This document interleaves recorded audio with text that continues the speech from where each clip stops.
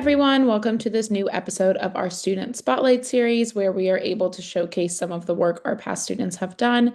I'm Charlotte, one of the outreach coordinators here at CCIR, and it's our pleasure today to have Akashdeep with us, who did our one-on-one mentorship. So, firstly, can you just introduce yourself? So, tell us a little bit about who you are, where you're from, what year you are in school, and then what made you seek out CCIR. Hi everyone. My name is Akashdeep. I'm currently a sophomore at CCIR Academy, Dubai, and I'm mainly interested in mathematics and computer science, especially in areas like machine learning and computational modeling. What made me seek out CCIR is basically that I've been exploring mathematics and computer science since a young age, and I felt like I wanted to take it a step further. I wanted to keep learning theory and actually wanted to work on something meaningful and research based. CCIR stood out to me because of the mentorship and the focus on real research. It felt like a place where I could actually challenge myself and get a deeper understanding of what research is actually like, and especially in complex fields like math and computer science. Nice. And then to talk about your course in particular, can you give us a general overview of what your course was about? If you remember your mentor, give us a little brief overview. Okay, so I took part in the one-to-one research mentorship program where my project focused on probabilistic forecasting of e-commerce fraud in my country, the UAE, especially in high variance simulated environments where patterns are less stable. The goal was to actually understand how uncertainty affects fraud detection and how probabilistic models can actually improve reliability. I worked with my mentor, who is Dr. Fernando Moreno Pino, who's a postdoctoral researcher at the University of Oxford, and he guided me throughout the full research journey. In the first half of the program, I focused on a detailed literature review, reading multiple research papers on fraud detection and probabilistic modeling to understand existing approaches and their limitations as well. Then I also started applying those ideas more independently, and my mentor guided me throughout the process. Great. And then did you have experience with this particular topic before starting CCIR? Yeah, so before CCI, I already had some research exposure in areas like mathematical conjectures, applied mathematics, and machine learning through independent projects. That basically helped me build a strong foundation in analytical and computational thinking. However, the specific topic of probabilistic forecasting of e-commerce fraud was introduced to me during the program through like discussions with my mentor. CCI then gave me the structure and mentorship to take the interest and develop it into a more formal and in-depth research project. I'm and always will be more open to learning new ideas and pushing myself into unfamiliar areas of learning. Okay, great. So you had some experience with the subject before, but you didn't have experience with this particular topic before. Yeah. And can you tell us what interested you about this topic in particular, why you chose this as your research topic? So the motivation like behind this research topic was actually from a real world problem I've been observing as well in my region. So e-commerce fraud is rapidly increasing worldwide, as we all know, and the UAE in particular has extreme strong digital growth, which also makes it more exposed to complex and unpredictable fraud patterns. I wanted to explore this issue from a data and modeling perspective, especially in a region-specific scenario context rather than just a general global assumption. Interesting. And then, so we'll now talk about your specific research paper. So you've already given us an overview of what the topic was. Can you now walk us through your research methods and process? So what type of research did you conduct? What was the process of finding data and analyzing it and what that experience was like for you? So my research process basically started with a strong focus on literature review. I went through multiple research papers related to fraud detection, time series forecasting, and probabilistic modeling as well.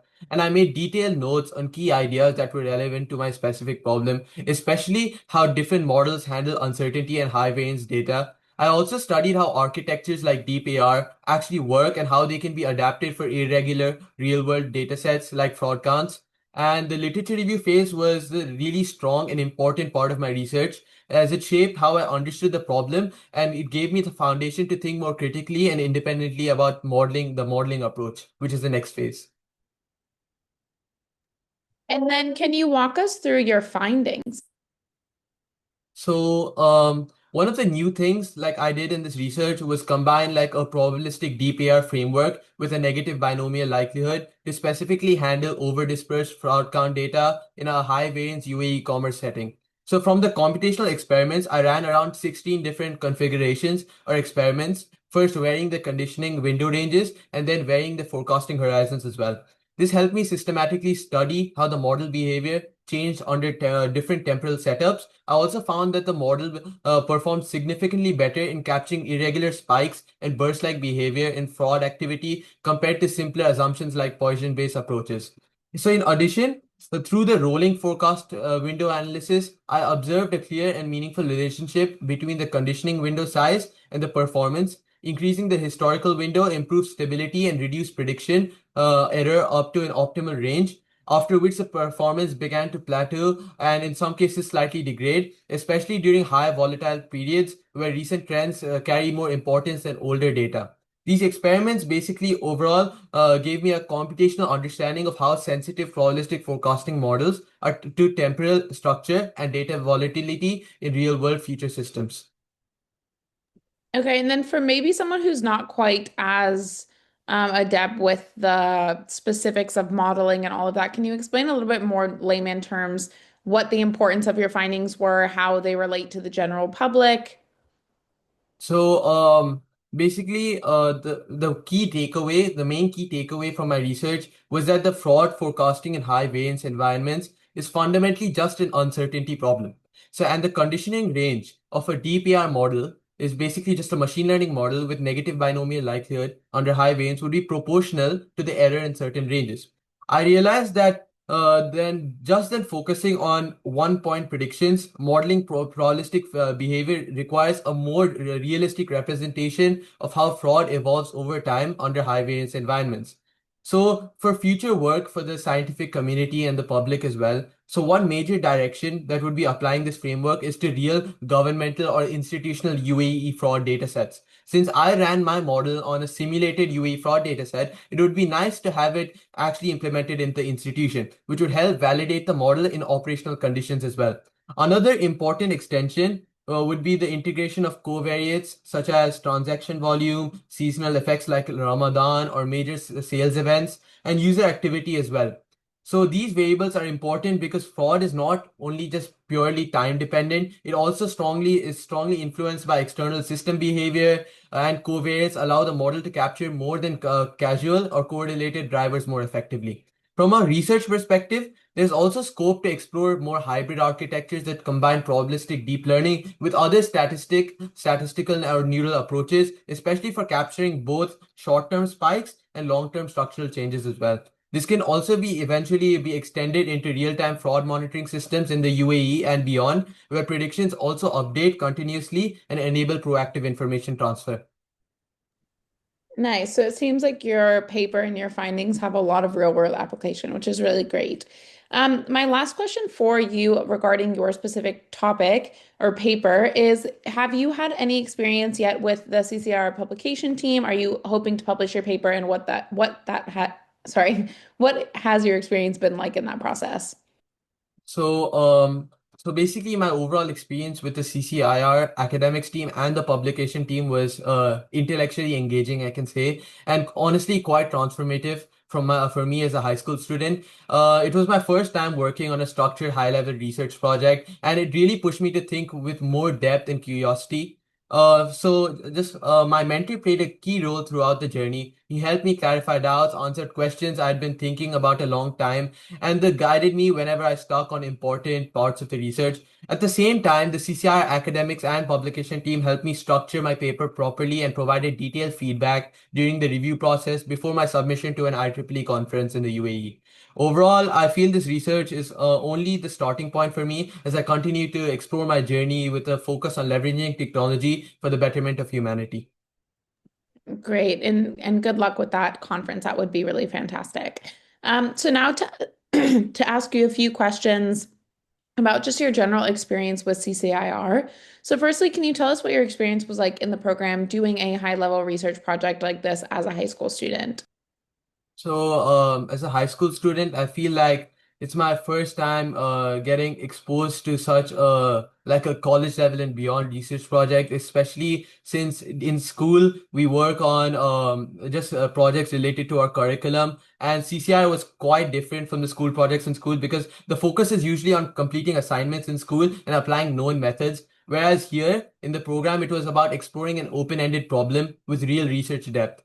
I've done independent research before and mathematical explorations, but actually being guided by a professional in this exact field made it a completely different experience. It felt much more structured and rigorous at the same time, where I learned a lot, and especially in how I had to think critically, engage with literature, and also refine my ideas through continuous expert feedback was really engaging. Nice. And then my next question for you, so you said you did research before CCIR. What was the process like compared to research that you've already done? Do you feel like you still grew as a researcher in this process?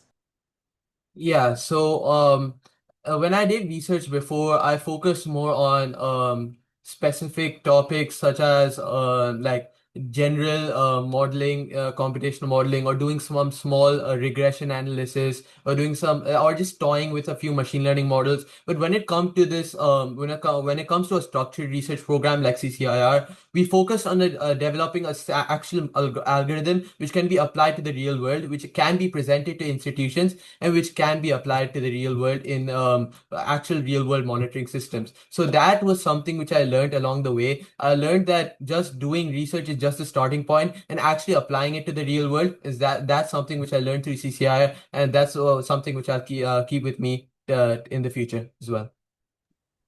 Nice. And then can we talk a little bit about kind of the mentorship that you had access to during this program? So what was your mentor like as they helped guide you through the first kind of more learning part of the journey towards the second more research oriented part of the journey? So my mentor really guided me in the first part of my journey where we focused on literature. Basically, I hadn't read a lot of research papers before, especially like advanced research papers, which would actually give me new insights into the specific field. So my research basically focused on a specific topic. Hence, my mentor suggested a few research papers to go through, especially from institutions like Amazon Research and AWS as well. So these research papers suggested by my mentor, as well as him explaining topics which I had doubts in as well, was really intellectually engaging. It further spread in my intellectual curiosity, and it always made me think like a better learner. Great. And then just a few more questions for you. Firstly, do you think this course has given you any insights into your future? Has it maybe informed or shaped how you think of your path moving forward, either in your career or in uni?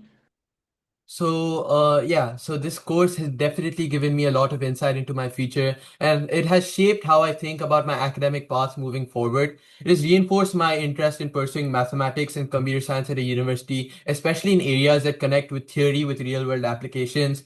I've always enjoyed mathematical competitions and problem solving since a young age, as well as independent mathematical and computational experiments and explorations. But this experience really deepened my interest in the research itself, because moving beyond just solving problems to actually contributing to how ideas are developed in a field, I would genuinely like to continue doing research at a university, particularly in applied mathematics and machine learning, because I find the process of building, testing, and refining models really meaningful. And also, I also listen to this Professor Gilbert Strang, his linear algebra lectures. They're so interesting. And something that connects both the research and his lectures is that one time he said that matrices don't just sit there, they act. And that idea really resonates with me because it reflects how I see mathematics and research as something alive and connected to real world systems. So the program has really strengthened my direction. It has helped me see research as a way of thinking that I want to carry forward in university and beyond. That's wonderful. And then my last question for you, what would you say to someone who asked you what the value of doing a project or a program like this is, especially for a high school student? So there's a huge value in doing a program like this as a high school student, especially because it pushes you beyond structured learning into real open-ended thinking. You're applying methods. You're learning how to question, explore literature, and build understanding in areas where there isn't just a fixed answer, like in school. But for me, the most important part was developing genuine intellectual curiosity and learning to follow ideas just because they're meaningful and interesting, not because they're required. That kind of passion is what makes learning deeper and more self-driven. So ultimately, it shifts you from being ultimately doing a research program like CCIR. It shifts you from being just a student who follows knowledge to someone who actively creates and contributes to it. I think that's great advice. So that brings us to the end of our interview. Thank you again so much for chatting with me, and congratulations on your nomination to our Spotlight series. Thank you so much.